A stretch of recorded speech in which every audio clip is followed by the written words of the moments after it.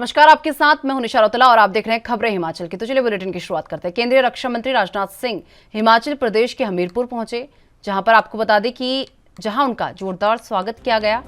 और इसी के साथ आपको बता दें कि रक्षा मंत्री का बीजेपी नेताओं ने जोरदार स्वागत किया और इस दौरान रक्षा मंत्री राजनाथ सिंह ने आतंकवाद को लेकर बयान दिया। उन्होंने कहा कि सरकार आतंकवाद का डटकर मुकाबला कर रही है, लेकिन उनके मन में पाकिस्तान के खिलाफ 1971 की लड़ाई को लेकर एक कसक है कि पाकिस्तान के कब्जे वाले कश्मीर पर भी उसी समय निर्णय होना चाहिए था।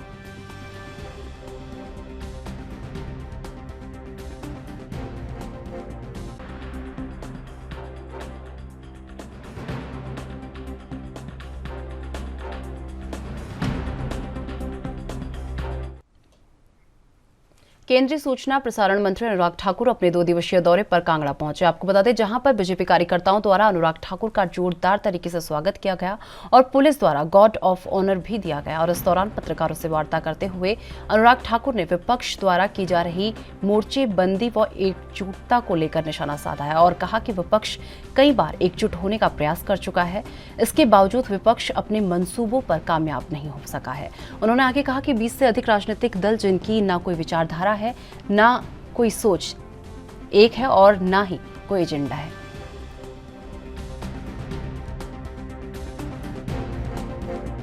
देखिए, कोई नई बात नहीं है। 2019 का चुनाव देखेंगे, 2017 का यूपी का चुनाव देखेंगे या फिर 2022 का भी यूपी का चुनाव देखेंगे। बार बार एक नहीं तो कई राजनीतिक दल इकट्ठे होकर आए। बहुत सारे राजनीतिक दलों ने बड़ी बड़ी बातें भी की, लेकिन मोदी जी के ऊपर जो जनता का विश्वास है, प्यार है और जो मोदी जी की सरकार ने पिछले 8 वर्षों में देश में करके दिया, वो पिछले 6 दशकों में भी नहीं हुआ। और ये जो अटूट रिश्ता मोदी जी और जनता के बीच में है, विश्वास का और परफॉर्मेंस का, वो एक बहुत बड़ा फैक्टर है। ये जितने मर्जी विपक्षी दल इकट्ठे हो जाएं, ना इनकी विचारधारा एक है, ना सोच एक है, ना एजेंडा एक है। ये तो 2 नेता इकट्ठे हो जाएं तो उसके लिए भी कुर्सी की मारो मार है।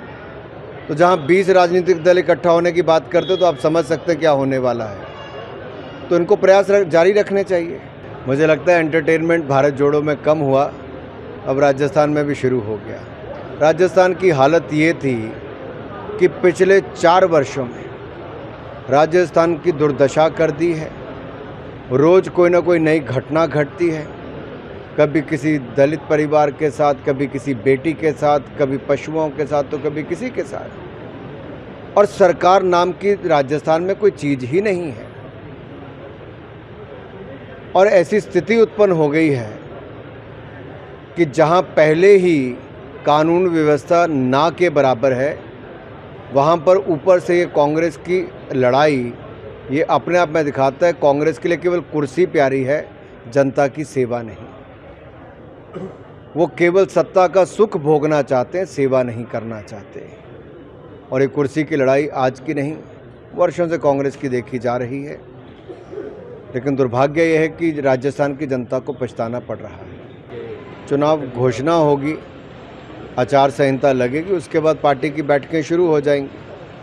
पहले प्रदेश की इलेक्शन कमेटी की मीटिंग होगी, फिर राष्ट्रीय स्तर पर इलेक्शन कमेटी की मीटिंग के बाद टिकटों का निर्णय लिया जाएगा। भारतीय जनता पार्टी पहले से ज़्यादा सीटें जीतकर फिर एक बार हिमाचल प्रदेश में सरकार बनाएगी। आप सामने ही देख सकते हैं, जहां एक और कांग्रेस की राष्ट्रीय अध्यक्षा ने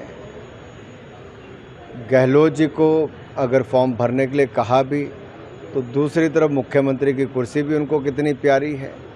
ये आप समझ ही सकते हैं, कांग्रेस में ना दिशा है, ना नेता है और ना ही लगता है नेता की बात को कोई सुनने वाला है। ये तो कांग्रेस की हालत है। एक अनार 100 बीमार। हिमाचल प्रदेश में 2.5 साल के बाद आखिरकार दिल्ली से शिमला के लिए हवाई सेवा शुरू हो गई है। आपको बता दें कि एयरलाइंस एयर इंडिया का ATR 42-600 की शिमला के जुवाहर हट्टी एयरपोर्ट्स में सफल लैंडिंग हुई है, जिसे पहले दिन 34 यात्री ATR 42 से दिल्ली से शिमला पहुंचे हैं, जबकि शिमला से दिल्ली के लिए 21 यात्री रवाना हुए हैं। शिमला से दिल्ली का किराया 2140 रुपया तय किया गया है और मुख्यमंत्री जयराम ठाकुर ने कहा कि इस हवाई सेवा के शुरू होने से पर्यटकों को शिमला पहुंचने में काफी फायदा होगा।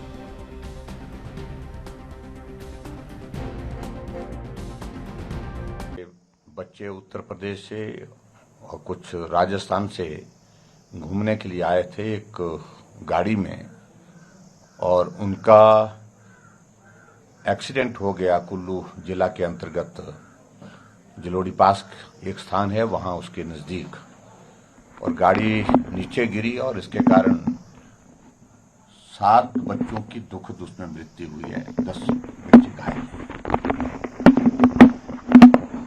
और जो घायल हैं वो सभी आउट ऑफ डेंजर हैं और उनको कुल्लू के हॉस्पिटल में उनको ट्रीटमेंट के लिए दाखिल कर दिया गया है। और बेटर ट्रीटमेंट के लिए भी हम सलाह ले रहे हैं डॉक्टर से कि अगर कहीं दूसरी जगह उनको शिफ्ट करने की ज़रूरत है तो वो भी करेंगे। लेकिन दुख इस बात का है कि 7 बच्चों को हिमाचल प्रदेश के शिमला में करीब 2.5 साल बाद शिमला और दिल्ली के बीच हवाई सेवा शुरू हो गई है। आपको बता दें कि विमान सुबह 7 बजे के करीब दिल्ली से चलकर 8 बजे के करीब शिमला पहुंचा, जबकि शिमला से दिल्ली के लिए सुबह 8 बजे के बाद उड़ान हुई और विमान 9:30 बजे दिल्ली पहुंचा। मुख्यमंत्री ने मंडी से वर्चुअली हवाई सेवाओं का शुभारंभ किया। आपको बता दें कि पर्यटन निगम के प्रबंधन निर्देशक अमित कश्यप ने बताया कि आज से प्रदेश में हवाई सेवाएं शुरू हो गई हैं। प्रधानमंत्री की उड़ान योजना के अंतर्गत आधी सीटों पर 50% किराया देना होगा, जो कि 2480 रुपये रखा गया है।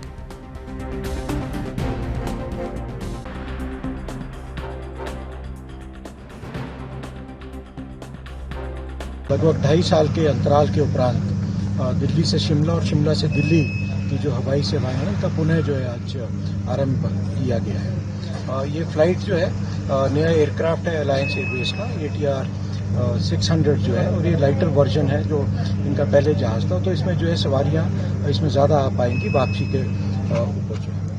ये फ्लाइट दिल्ली से लगभग 7 बजे सवेरे चलेगी और इसका फ्लाइंग टाइम रहेगा अबाउट 1 घंटा और 10 मिनट के करीब। और इसका किराया जो है 2 इसमें स्लैब्स रहेंगे। जो माननीय प्रधानमंत्री जी की स्कीम है उड़ान की, उसके अंतर्गत जो है 50% जो सीटें होंगी वो 2480 रुपये की उनकी प्राइसिंग रखी गई है, और जो बाकी सीटें होंगी जो उसका नॉर्मल मार्केट फेयर होगा उसके हिसाब से रखी जाएगी। आज जो ये फ्लाइट यहाँ पर आई है इसमें लगभग 35 सवारियाँ जो हैं पैसेंजर जो हैं दिल्ली से यहाँ पधारे हैं, उनको यहाँ पर जो है उनका आज स्वागत किया गया है। और वापसी पे जो अभी ये फ्लाइट गई है इसमें 21 सवारियाँ जो हैं जो मैक्सिमम यहाँ से इस समय पे जा सकती थी, वो 21 सवारियाँ इसमें गई हैं।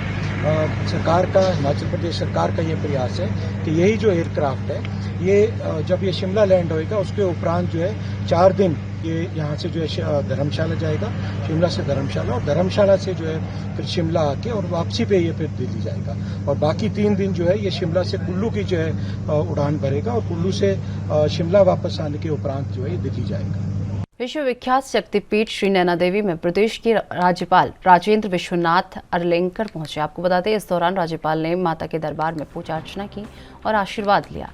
राज्यपाल राजेंद्र विश्वनाथ अरलेंकर के आगमन को लेकर मंदिर न्यास और जिला प्रशासन ने पुख्ता इंतजाम किए थे। इस दौरान मंदिर न्यास की तरफ से राज्यपाल को माता की चुनरी, फोटो और प्रसाद। हिमाचल प्रदेश के शहरी और विकास मंत्री सुरेश भारद्वाज ने प्रेस वार्ता को संबोधित किया है और इस दौरान सुरेश भारद्वाज ने हिमाचल में बाढ़ से हो रही जनहानि और कुल्लू एक्सीडेंट के बारे में चर्चा की है और कहा कि लगातार घायलों का इलाज किया जा रहा है और सरकार की ओर से भरपूर सहायता दी जा रही है। जो बरसात का मौसम है वो कुछ ज़्यादा एक्सटेंड हो गया है और सितंबर के इस लास्ट वीक में जो है वो बरसात लगभग जो है वो समाप्त हो जाया करती थी, लेकिन ये अनप्रेसिडेंटेड जो है घटनाएं घट रही हैं जिसके कारण काफ़ी जो है वो जान माल का नुकसान हो रहा है। ओवरऑल टोटल जो है वो लगभग 200 के करीब जो है वो डेथ्स हुई हैं प्रदेश में, और पिछले 2 दिनों में जैसे सिरमौर में 2-3 स्थानों पर जो है वो फ्लैश फ्लड्स के कारण जो है वो लोगों की भी मृत्यु हुई है और उसके कारण जो है वो बहुत इसी जो इंफ्रास्ट्रक्चर है उसमें भी काफ़ी जो है वो नुकसान हुआ है।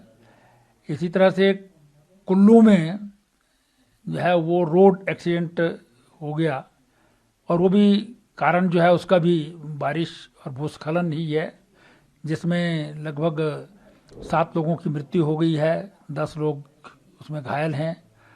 तो उनको तो जो वहाँ पर हमारे शिक्षा मंत्री हैं, कुल्लू जिला से मंत्री रखते हैं, वो स्वयं हॉस्पिटल में भी जो है वो उनकी देखभाल करने के लिए गए थे, और उनका सब इलाज जो है, जो इंजर्ड है उनका फ्री ऑफ कॉस्ट जो है कराया जा रहा है। और इंजर्ड को भी और जो मृतक परिवार हैं उनको भी जो तुरंत सहायता होती है वो दे दी गई है। मुख्यमंत्री जी ने उसके लिए रिलीफ भी जो है अनाउंस किया है। सिरमौर ज़िला में विशेष रूप से फ्लैश फ्लड्स के कारण जो है वो मृत्यु हुई है, उसका नुकसान का आकलन जो है किया जा रहा है। प्रदेश प्रशासन को और सिरमौर जिला के जिला प्रशासन को जो है ये आदेश दे दिए गए हैं कि उनकी रेस्क्यू का जो काम है वो तीव्र गति से किया जाए, और सारे ओवरऑल जो हमारा नुकसान हुआ है प्रदेश का, उसका आकलन करने के लिए सेंट्रल टीम भी आई थी इससे पूर्व।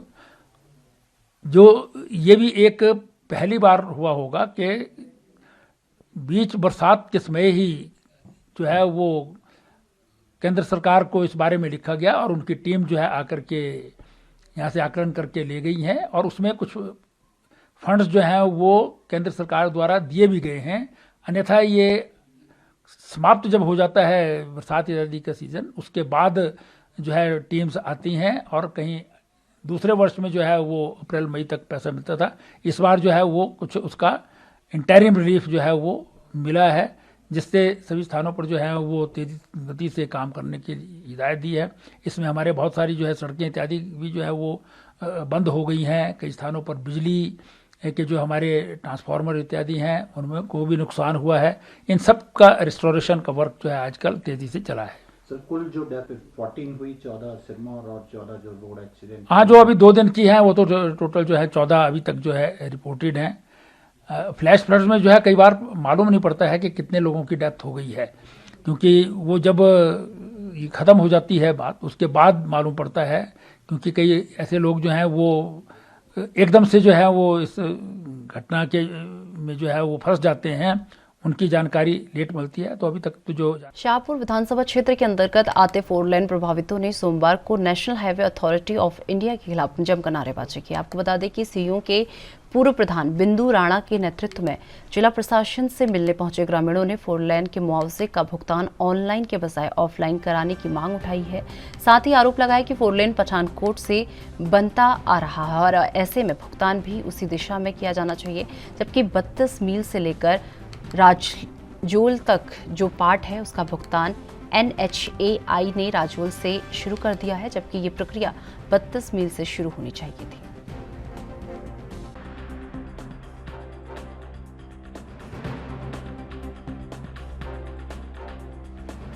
कि 2 महीने पहले इन्होंने हमारे से जो है दस्तावेज मांगे हैं कि अब आपके खाते में जो हमने 4 लेन के क्लेम डाल देना।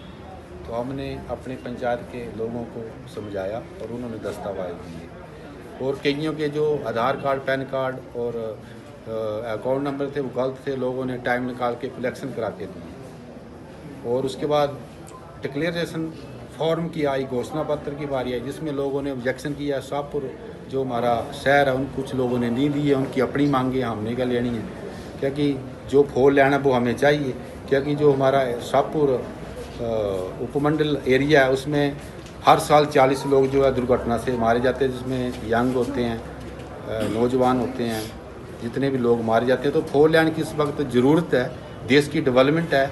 मैं नितिन गडकरी का जी भी धन्यवाद करता हूं, केंद्रीय मंत्री, जिनकी सोच है कि 2024 को पठानकोट से मंडी जो 4 लेन है उसको जनता के लिए लोकार्पण करना है, और जो उनका जो टारगेट है वो 30 किलोमीटर डेली का जो रोड बनाना है। तो मैं उनका भी धन्यवाद करता हूँ। हिमाचल में अगर 4 लेन बढ़ेगा तो पर्यटन को बढ़ावा होगा, तो पर्यटन को बढ़ावा के लिए सरकार ने बहुत अच्छा काम किया है। प्रधानमंत्री नरेंद्र मोदी का भी हम धन्यवाद करते हैं, जो इसकी ओर फोकस कर रहे हैं। हमारे सांसद श्री किशन कपूर जी का भी धन्यवाद करते हैं। वो भी लेकिन सर, मांग क्या है आज? हमारी जो मांग है मेन, वो उन्होंने क्या किया, जो क्लेम था हमारा, वो हमारे जहाँ से पीछे से 4 लेन बनता आ रहा है, वहाँ से नहीं देते हुए, स्यू से नहीं देते हुए, स्यू पंचायत से।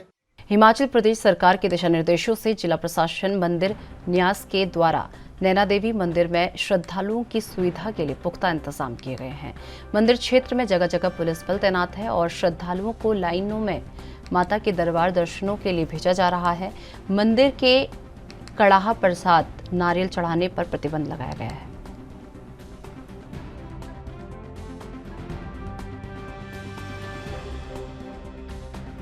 रात्रि मेले शुरू हो रहे हैं, तो इसके लिए हमारी पुलिस के जवान, जिनमें से 300 पुलिस के जवान, 150 होमगार्ड के जवान जो है यहाँ आ चुके हैं। ड्यूटियाँ उनको सुनाई जा चुकी है। तो मेले के दौरान हमने 9 सेक्टरों में एरिया को डिवाइड किया है, जिसमें जो है वो इंस्पेक्टर सेक्टर इंचार्ज होगा। और ट्रैफिक मैनेजमेंट में हमारे गोहंदर चौक से सर्कुलर रोड होते हुए गुफा तक छोटी गाड़ियाँ आएगी, जो वन वे किया गया है। और वापस जाने के लिए गुफा से सर्कुलर रोड होकर CSC बैरियर तक गाड़ियां वापस होगी। देवी की अपार कृपा से अश्विनी मास शरद नवरात्रों का शुभ आरंभ दिनांक 26 सितंबर 2022 तदनुसार विक्रमी संवत नल नामक संवत्सर 2079 विक्रमी संवत के अंतर्गत आज से शरद नवरात्र, पावन नवरात्र भगवती मां नैना देवी के दरबार में प्रारंभ हो चुके हैं। तीर्थ यात्रियों के आगंतुकों के कल्याणार्थ समस्त पुजारी वर्ग द्वारा एवं मंदिर न्यास श्री नैना देवी जी के पूर्ण सहयोग के द्वारा आगंतुकों के कल्याणार्थ, तीर्थ यात्रियों के कल्याणार्थ, विश्व शांति हेतु महामाई का, जगजननी का नित्य प्रति नवरात्रों के दौरान पूजा अर्चना, पाठ, यज्ञ, जप, तप इत्यादि किया जा रहा है, जो कि नवमी पर्यंत। नातियां ਦੀਆਂ 1.25 ਲੱਖ ਵਧਾਈ ਹੋਵੇ। ਅੱਜ ਅਸੀਂ ਮਾਤਾ ਨੈਣਾ ਦੇਵੀ ਪਹੁੰਚੇ ਹੈ, ਮਹਾਮਾਈ ਦੇ ਦਰਸ਼ਨ ਕੀਤੇ ਹੈ, ਅਮਰ ਪਵਾਇਆ ਹੈ। ਸਾਰੀ ਸਾਧ ਸੰਗਤ ਨੂੰ ਬੇਨਤੀ ਹੈ, ਸਾਰੀ ਸੰਗਤ ਨੂੰ ਬੇਨਤੀ ਹੈ, ਮਾਤਾ ਨੈਣਾ ਦੇਵੀ ਦੇ ਦਰਸ਼ਨ ਪਾਵੋ, ਆਪਣਾ ਜੀਵਨ ਸਫਲ ਬਣਾਓ, ਆਪਣੇ ਕਸ਼ਟ दूर करो, महामाई दे गुण गाओ। जय माता दी, जय माता दी, जय माता। 26 सितंबर से पवित्र शारदीय नवरात्र पर्व का जो है शुरू हो गया है और 9 दिनों तक चलने वाले इस महापर्व में मां आदिशक्ति के 9 सिद्ध स्वरूपों की विधिवत रूप से पूजा की जाती है। मान्यता है कि शारदीय नवरात्र में मां भगवती की पूजा करने से भक्तों के सभी दुख दर्द दूर हो जाते हैं और भक्तों की सभी मनोकामनाएं पूर्ण हो जाती हैं। आपको बता दें कि शिमला के कालीबाड़ी मंदिर में आज सुबह से ही भक्तों का जो है तांता लगा रहा। मंदिरों में 9 दिनों तक विशेष पूजा अर्चना की जाएगी, जिसमें भक्त माता के दरबार में सुख समृद्धि की कामना करेंगे। दुर्गा जी के जी पहला रूप है जी शैलपुत्री।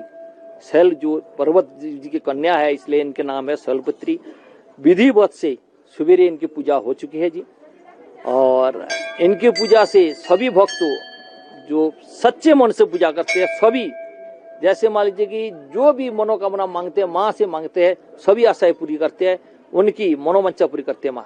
मैं तो ये बोलूँगा, जो मानना चाहते कि मास्क पहनना चाहते जरूर पहनिए, वो अपना स्वास्थ्य मतलब सेहत का ख्याल रखे।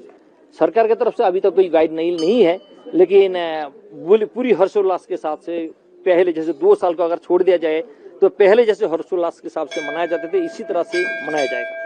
पहले जिस हिसाब से मौसम खराब होती थी, 10-15 दिन धूप नहीं निकलते थे, सूरज नहीं दिखते थे, मौसम खराब होती थी, ऐसा जैसे मान ले कि वही वापस आ गए जी।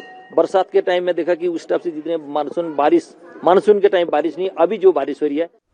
तो मेरे साथ खबरें हिमाचल की में इतना ही। देश दुनिया की तमाम बड़ी खबरों के लिए देखते रहिए एनबी न्यूज़। नमस्कार।